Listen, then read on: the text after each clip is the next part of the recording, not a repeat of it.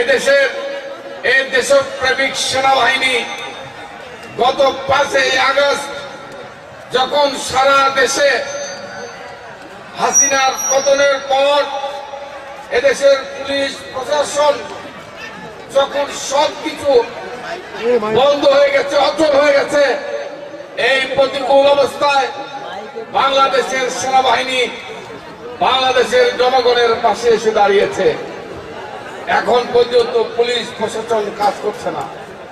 আমাদের সেনাবাহিনীর এদেশের আমাদের একমাত্র আশা ভরসা, সেনাবাহিনী হচ্ছে আমাদের একমাত্র আশা ভরসা। এই সেনাবাহিনীকে নিয়ে একটি মহল বিতর্ক করার চেষ্টা করছে। উৎসবে খুশি হবে নগদে বেশি, কারণ ঘন্টায় ঘন্টায় আছে গিফট জেতার সুযোগ।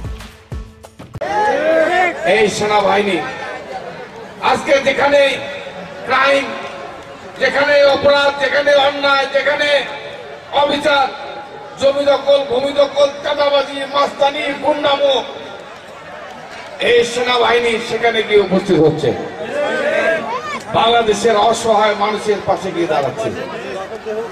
আর এই সেনাবাহিনীকে নিয়ে, যে সেনাবাহিনী দেশের স্বাধীনতা, এদেশের সার্বভৌমত্ব, বাংলাদেশের গণতন্ত্র রক্ষার ক্ষেত্রে এই 7-8 মাস যাবত অগ্রণী ভূমিকা পালন করে আসছে, সেই সেনাবাহিনীকে নিয়ে একটি মহল ষড়যন্ত্র শুরু করেছে।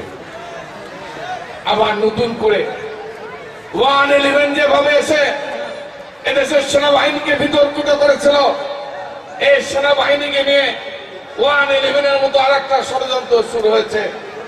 বাংলাদেশের জনগণ এই ষড়যন্ত্রকে রুখে দেবে। বাংলাদেশের জনগণ কোন ষড়যন্ত্রকে এদেশের মাটিতে টিকতে দেবে না। কারণ আমরা বিশ্বাস করি বাংলাদেশের রাজনীতিতে সবচেয়ে বেশি ক্ষতিগ্রস্ত হয়েছে রাজনীতিবিদ।